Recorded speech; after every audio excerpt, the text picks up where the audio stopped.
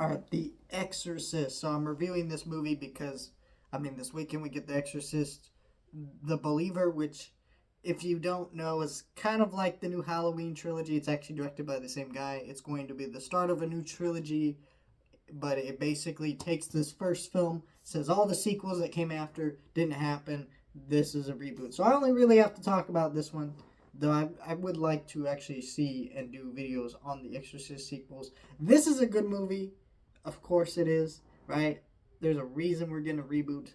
I really love this 4K artwork, and I will talk about the 4K. Look really good.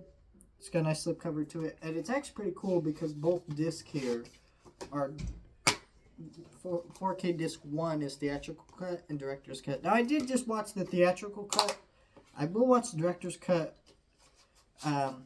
at some point, but I went with the theatrical cut for this review just because I thought it was easier. I really like this movie quite a bit. This is one of the scariest horror movies ever made. And it's interesting because a lot of like exorcism movies are just feeling so played out. But that's because this movie was so good that all these other movies tried to copy it, didn't work out that well. It's kind of, slasher movies became that for a while. This isn't like that though. This is a very strong movie in and of itself.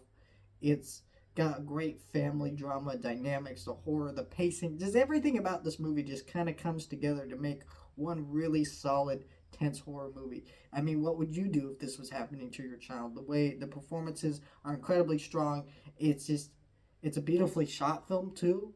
Something about the way this film is all put together is just unlike any other exorcism movie of its kind. It's just phenomenally well done and put together. It's and Also, I think what's interesting is this movie does have a lot of sequels, but unlike other horror franchises like Halloween and Friday the 13th and stuff, where they just kind of bullshit their way through the sequels because the reality is they don't really have enough in that first film to build upon more into later sequels. This one's very different, where it has a lot of lore that they actually set up in this movie that they were able to expand upon in sequels, and it makes a lot of sense that they were able to do that because of what the foundation was in this first film. While it's not a perfect film by any means, it is a very captivating movie in that sense for what it's able to do here, right? Because it is this really, really strong exorcism movie.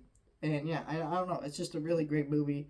And, you know, very few movies have been able to top what this movie's done. It's also very rare that a movie as old as this film is. I believe this movie is 50 years old this year. Could be wrong about that. But it's very rare that a movie this old in the horror genre can still scare you. There are movies like that. I'll be honest. I love Psycho. I love The Birds. I love a lot of those Alfred Hitchcock movies. But there are some of those, like Psycho, for example. I love Psycho. Great movie. And it's a very captivating movie. But, it's not as scary as it was back in the day. So it's kind of like there is that vibe to this movie, right? I think that's really cool. So yeah, I think The Exorcist is a great, solid film in and of itself. And if you really want just a great horror film to watch this Halloween, if you've never seen it, great one to watch. And it's got this beautiful looking 4K. I know some people did not like this artwork on the 4K, but I absolutely did. I thought it looked great. So yeah, let me know your thoughts, like, share, and subscribe.